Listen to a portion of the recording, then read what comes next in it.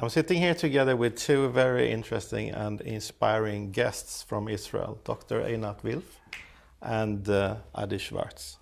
Einat, you're one of the leading intellectuals in Israel today. You discuss a lot Zionism, where Israel is going, the Arab-Israeli conflict, and the education, many other matters. Adi, you're a researcher in the Arab-Israeli conflict, currently writing your PhD in this area. So you're here in Sweden, and what you talk a lot about now is UNRWA and the situation and what UNRWA is doing or not doing to help the situation between Israelis and the Palestinians and the conflict. Can you develop a little on this matter? Certainly. So Adi and I both come from what is known as the Israeli peace camp. I was a member of the Labor Party, a party that is known for repeatedly putting proposals on the table that would enable the Palestinians to have a state of their own, proposals that were met with rejection. Adi was a senior editor at Haaretz, a newspaper that is certainly identified with the Israeli left and the peace camp. So both of us come firmly from the Israeli peace camp, supporters of a two-state solution, people who were very hopeful in the 90s. And we repeatedly asked ourselves, what's going on? Why is it that after decades of negotiations, after there being clear and concrete proposals on the table for a Palestinian state that were not accepted, what is the conflict really about? Because we grew up, and this is, I think, considered conventional wisdom in the world today, that the conflict is about territory, it's about the occupation, the settlements, the 67 lines, the establishment of a Palestinian state. And we've experienced again and again that these assumptions, this supposed conventional wisdom, fails to explain what's going on. Because if the Palestinians want a state, they could have had it several times over, and yet every time that they could have it, they don't say yes. And both of us, through a series of processes, events, which we also detail in the book, a process by which we saw not only that the Palestinians would not say yes to a state, they would continue their struggle, their campaign of suicide bombing, of massacring Jewish families within Israel, within the 67 line, and in meeting many Palestinians that were somehow called moderate or from the peace camp, we realized that they tell a very different story about the conflict. That they tell a story where the Jewish people are not an indigenous people, that they do not belong here, they do not have a history, there's a complete denial of the Jewish history in the land. There's a view of the Jews as a foreign entity and as a temporary entity, one that with enough struggle and violent armed resistance will ultimately leave. And okay, so Adi, let me ask you, what's the role of UNRWA in this story, the thing that Einat is telling us about the background here? What's the role of UNRWA? So from the outside, UNRWA might seem as an organization which gives social services such as healthcare and education. Mainly this is what UNRWA is doing. But we have discovered during the research for this book that UNRWA is actually doing much more, and it's not its essence. UNRWA seems to be a humanitarian agency, but it's in fact a political agency. A political agency which is aligned with the political agenda of the Palestinians to make Israel, Israeli state, into another Arab country. Now, how do they do it? They have created in these last 70 years a complete construction, for example, by the definition of a Palestinian refugee, which is completely different than any other refugee on earth. Now, why is it? Is it a coincidence? Is it something that just so happened? No. The definition of a Palestinian refugee meant to be a definition which make the Palestinians forever refugees.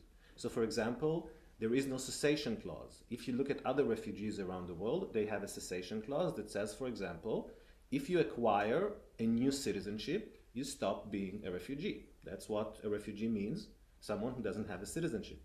In the case of the Palestinians, and this is again a decision taken by UNRWA, there are 2.2 million refugees in Jordan who have a citizenship. Now again, is this a coincidence? What's the reason for that? Why is this difference? Again, because UNRWA maintains this dream and perpetuates this dream of this land is still yours. You're going to go back there. Now, if you take off names off the list, then the problem becomes smaller. But if you inflate the number of refugees, the problem becomes bigger. So this is one of the cases, one of the instances, the examples of how UNRWA creates a problem which it perpetuates and not trying to solve. And this is UNRWA's own decisions. Yeah, this is another interesting phenomenon that we have discovered. UNRWA again created some kind of a world of itself. There is an influence which can be taken by the donor countries, and this is one of the reasons that we have come to Sweden, because Sweden is one of the largest, perhaps one of the 3 largest donors of UNRWA. And the United Nations does not give a budget to UNRWA, so UNRWA is dependent totally on donor countries, on donor money. And as you know, the United States has withdrawn its money, so now the European money, either through the EU or through Sweden itself, Stockholm, the government here, is even more responsible than ever that its money will be aligned with its policies. And this is what we are asking for. Donor countries such as Sweden can decide, for example, that they want to continue aiding the Palestinians, but without the political price, without the political tag of perpetuating a refugee status forever. So this is what we would like Sweden to do, if it wants, to continue aiding the Palestinians, but not through an agency which sustains a political idea, which actually means that there should be no state of Israel. No less than that. It sounds perhaps surprising or astonishing. People, I think, see the UN as a benign organization and UNRWA as a humanitarian organization that is only doing good, and what can we do without it? But we believe that in fact UNRWA in the last 70 years was one of the major organs, or one of the major factors that helped perpetuating this conflict, and we would be much better if we didn't have UNRWA. So to me it's surprising that UNRWA as a UN organ or organization they don't get any funding from the UN, only through donor countries. So you met leaders in different countries in Europe. Just the other day you met a high representative of Sweden, actually, the counselor of the Swedish embassy in Israel, Staffan, I don't remember his last name. What are the reactions you get from him and from other people that you meet when you talk about these issues? So we need to understand that by now there have been many decades of cover-up. In the beginning, things were very clear. The Arabs made it clear that they have no intention to accept the outcome of the War of Independence. They had just waged war against partition, against Israel coming into being. They hoped to strangle Israel at birth. They lost. In the process of war, people fled, refugees were created, but the Arabs made it very clear that unlike tens of millions of refugees around the world, they have no intention of accepting the outcome of the war, and they are not going to move on with their lives and build a new future. They're going to keep and have more and more rounds until this foreign temporary entity is finally out. So in the beginning, things were very clear. The Arabs were very clear about their annihilationist intentions towards Israel.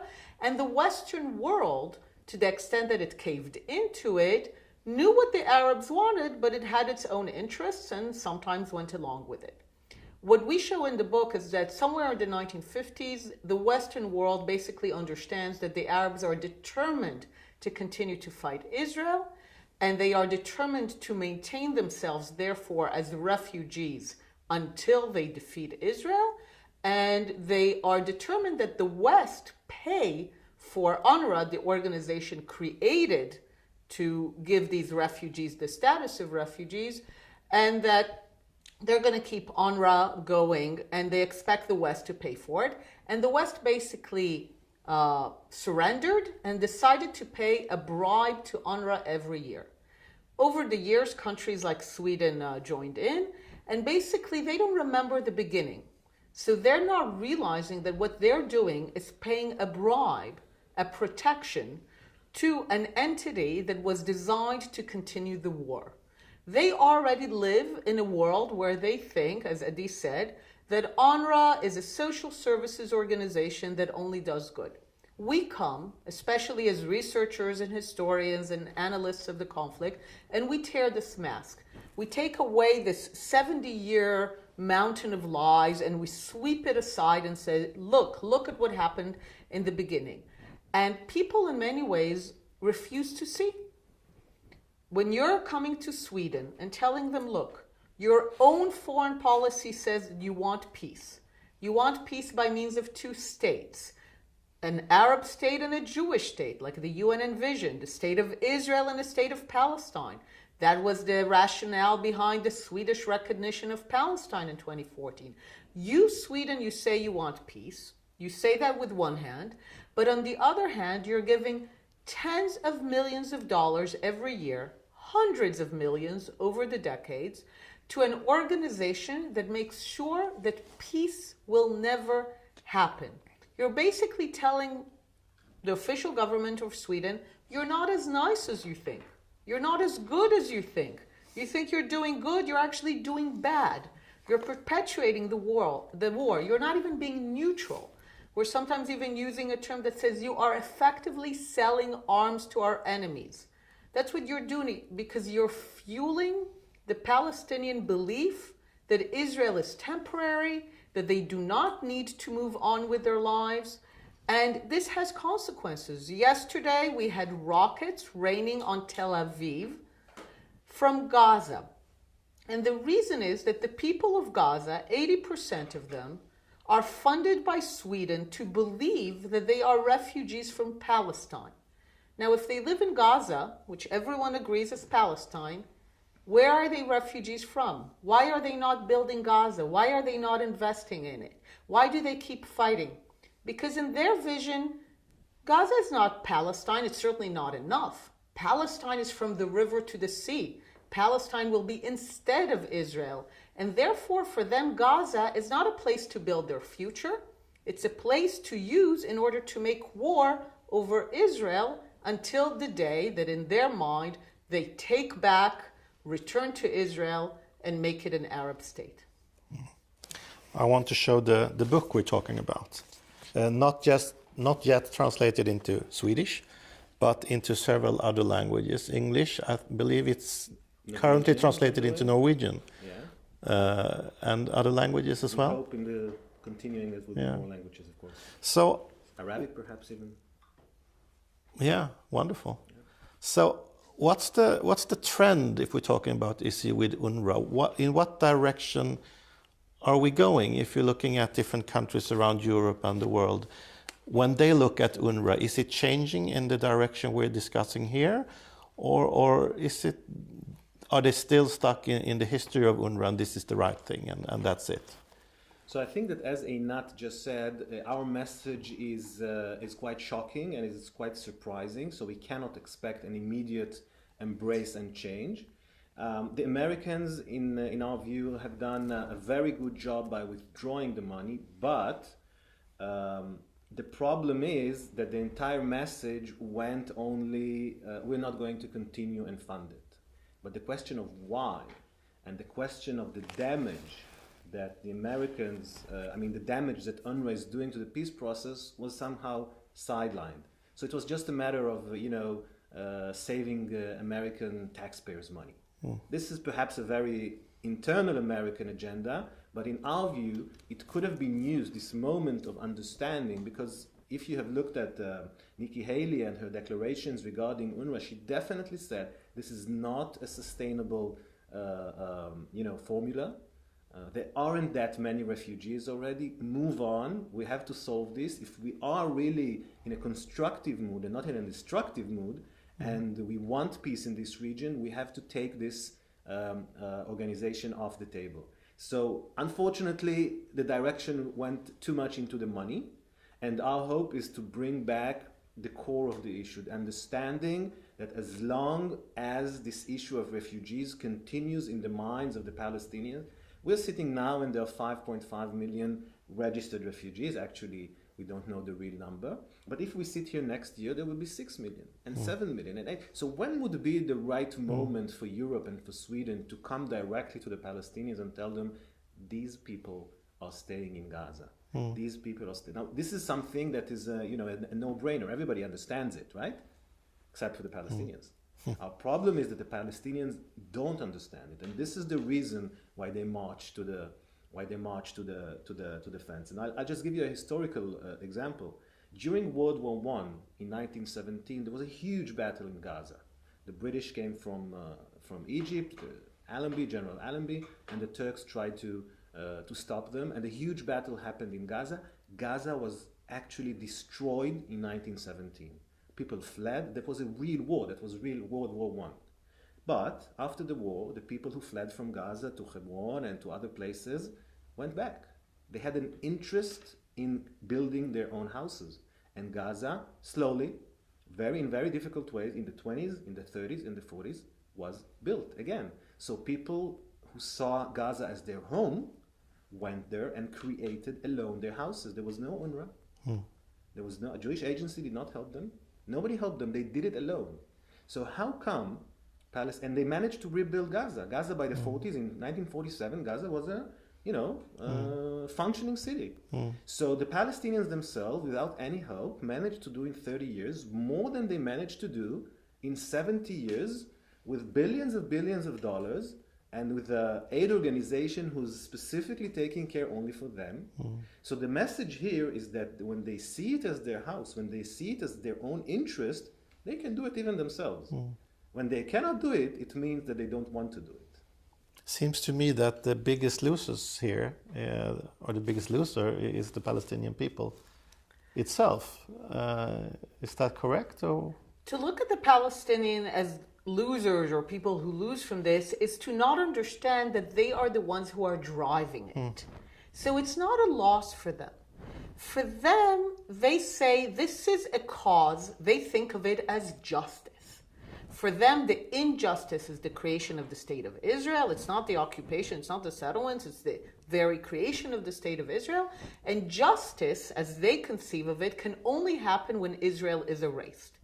Now, for that cause, which they believe is just and honorable and noble, they are willing to fight, they are willing to suffer, and they are willing to sacrifice.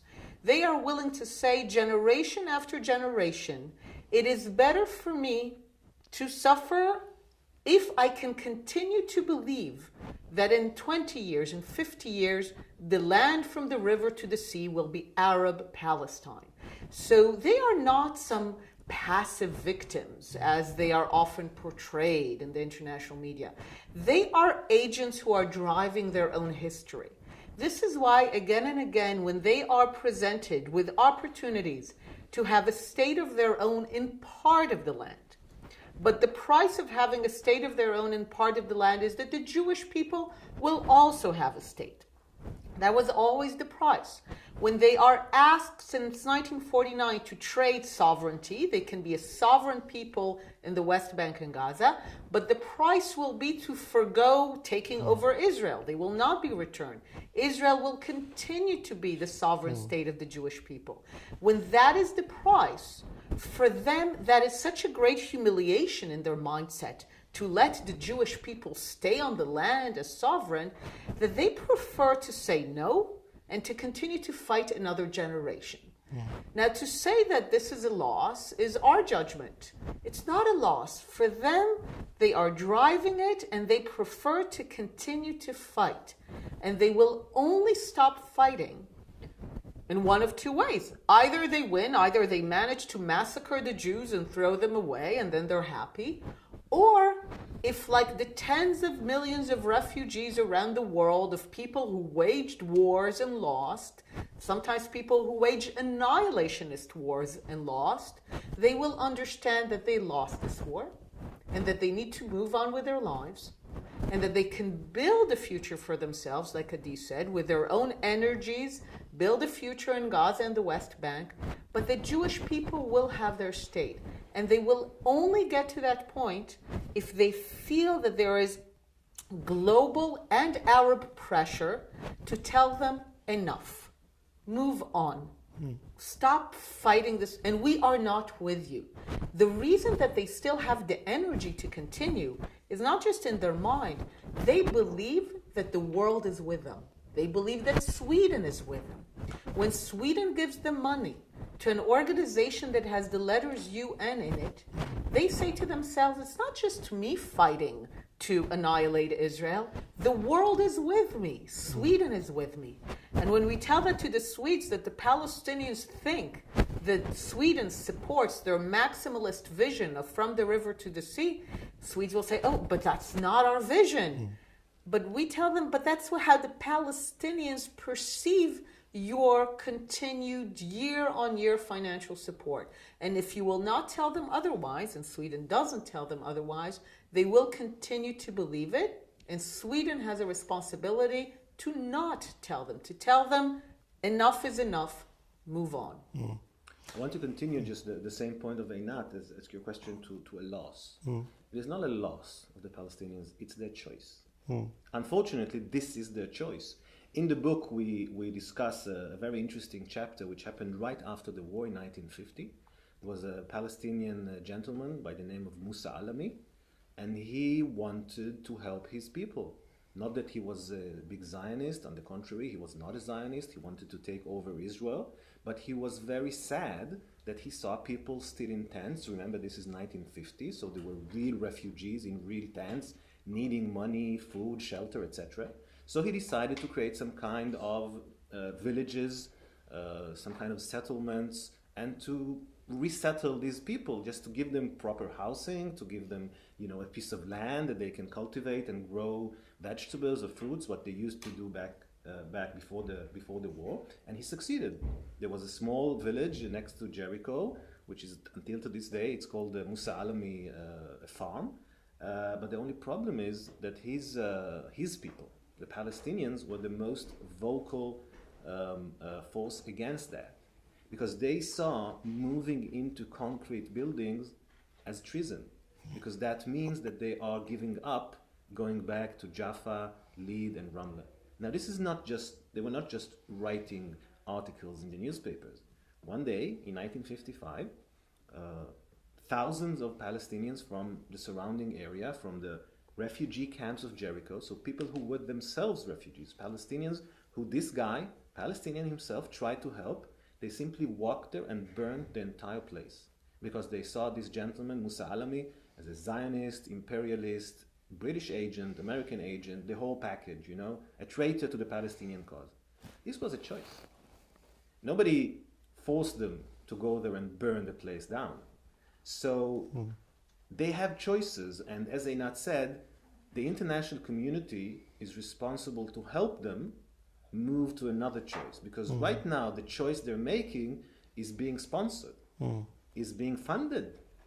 This is the best support you can have. Not only that they chose this path, but they're being, cushioned with. They're actually rewarded through Exactly. through UNRWA. Exactly. So the first thing should be, if you really want to be neutral, stop that. And if you want to be promoting peace, then you must help them in education projects, in civil society, in NGOs inside Palestinian territories, and start an internal discourse. We've been reading intellectuals from the 40s, from after the war, Palestinian intellectuals. They talk like they talk today. The Palestinian discourse have not changed since then. You need some kind of openness inside that society, bringing in new ideas of how we can really coexist, not, just saying that. So it's not easy to be positive after listening to this, because we're in Sweden, and in Sweden, UN is like a god. It's very hard in Sweden to say that UN is doing anything wrong. We're very happy to contribute not only to UNRWA, but to all kinds of UN organizations and so on. I also understand from what you say that this is the ideology of the Palestinians. So what do we do? I hear what you say about Sweden needing to change policies, and other countries as well. So what's needed is a new organization, on a new kind of support system for the Palestinians, but also an internal change. How does that come about? So first of all, there are different organizations. There's the Palestinian Authority. The Palestinian Authority in the West Bank provides schooling, provides healthcare. There is the Jordanian government. There are various other agencies. There are other ways. If someone wants to give money to Palestinians, there are many other ways to give money in a way that does not perpetuate this lie that they are somehow still refugees. And to understand the absurdity, I mean, even someone who is born in Gaza, who is born in Ramallah, they are out of the camps for years now. Most of them don't live in camps. The camps have become neighborhoods. So a middle-class, 30-year-old lawyer in Ramallah is still considered a refugee. And he considers himself a refugee. Now, if he lives in Ramallah, where is he a refugee from? Well, he knows it. It's Palestine from the river to the sea. The problem is that Sweden supports it. So that there are other means of giving the money. But if Sweden were to come tomorrow to the Palestinians, and that's what we want Sweden to do, and come with good intentions and say, look, we want to help you. We're going to give you 3 times the money. We're in a generous mood. We're going to give you 3 times the money we've been giving you so far, but not through UNRWA. We're going to give it to the Palestinian Authority. We're going to give it to the Jordanian government because you're not refugees. Someone who lives in Ramallah is not a refugee from Palestine. A 5th-generation citizen of Jordan is not a refugee from Palestine. You're not refugees, but we want to give you a lot of money to start building your future so that you can move on. The Palestinians will say, go to hell, Sweden, because we still want to fight. Like Adi said, it's their choice. And if they need to suffer for that choice, they will. And they will only begin to change their choice if they really feel that they have no choice, that no one is with them, that the world is with them if they want to build a future and a state of their own in the West Bank and Gaza. Israel will be with them. We will be with them.